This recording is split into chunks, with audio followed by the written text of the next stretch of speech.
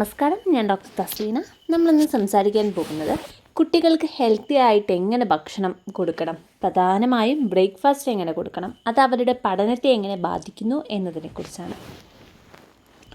10 വയസ്സിന് താഴെയുള്ള കുട്ടികൾക്ക് സ്കൂളിലേക്ക് ഇടനേര ഭക്ഷണം, ചോക്ലേറ്റോ ബേക്കറി പലഹാരങ്ങളോ കൊടുത്തുവിടരുത്.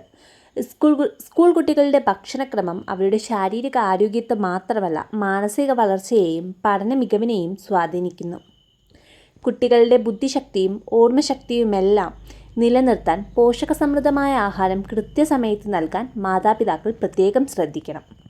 കുട്ടികളുടെ ഭക്ഷണക്രമത്തിൽ വരുത്തേണ്ട പ്രധാന മാറ്റങ്ങൾ എന്തൊക്കെയാണെന്ന് നമുക്കിവിടെ സംസാരിക്കാം. പ്രഭാത ഭക്ഷണം ഒരിക്കലും മുടക്കരുത്. തലച്ചോറിൻ്റെ പ്രവർത്തനം ഇത് കാരണം കുറയാൻ സാധ്യതയുണ്ട്. തിരക്കുകൾ കാരണം കുട്ടികൾ പലപ്പോഴും പ്രഭാത ഭക്ഷണം കഴിക്കാതെ സ്കൂളിൽ പോകുന്നത് ആരോഗ്യ പ്രശ്നങ്ങൾക്ക് കാരണമാകും. ഇത് കുട്ടികളിൽ ഊർജ്ജമില്ലായ്മയ്ക്കും ക്ലാസ് മുറിയിലെ ശ്രദ്ധക്കുറവിനും വഴിവെക്കും. ഒരു ദിവസത്തെ ആകെ ഊർജ്ജത്തിൻ്റെയും പ്രോട്ടീൻ്റെയും 1/3 പ്രഭാത ഭക്ഷണത്തിൽ നിന്നാണ് കുട്ടികൾക്ക് ലഭിക്കേണ്ടത്. പ്രഭാത ഭക്ഷണം ഒഴിവാക്കുന്നത് രക്തത്തിലെ ഗ്ലൂക്കോസിൻ്റെ അളവ് കുറയ്ക്കാനും തലച്ചോറിലേക്കുള്ള ഓക്സിജൻ പ്രവാഹം തടസ്സപ്പെടുത്താനും ഇടയാകും. ബുദ്ധിശക്തി കൂട്ടാൻ ടൈറോസിൻ അന്നജവും പ്രധാനമാണ്. കുട്ടികൾക്ക് നൽകുന്ന ഭക്ഷണം എപ്പോഴും ബാലൻസ്ഡ് ഡയറ്റായിരിക്കണം. പ്രോട്ടീൻ ആവശ്യമായ മുട്ട, പാൽ, മത്സ്യം, ചിക്കൻ, പയർവർഗ്ഗങ്ങൾ എന്നിവയിൽ അടങ്ങിയിരിക്കുന്ന തൈറോസിൻ എന്ന അമിനോ ആസിഡ് ബുദ്ധിശക്തിയും ഓർമ്മശക്തിയും വർദ്ധിപ്പിക്കാൻ സഹായിക്കും. കൂടാതെ തലച്ചോറിൻ്റെ സുഗമമായ പ്രവർത്തനത്തിന് കുട്ടികൾക്ക് ദിവസവും കുറഞ്ഞത് 125 ഗ്രാം അന്നജമടങ്ങിയ ഭക്ഷണം ആവശ്യമാണ്. ഇതിൻ്റെ കുറവ് ബി വൈറ്റമിനുകളുടെ കുറവിലേക്കും പഠന വൈകല്യങ്ങളിലേക്കും നയിക്കാനിടയാവും.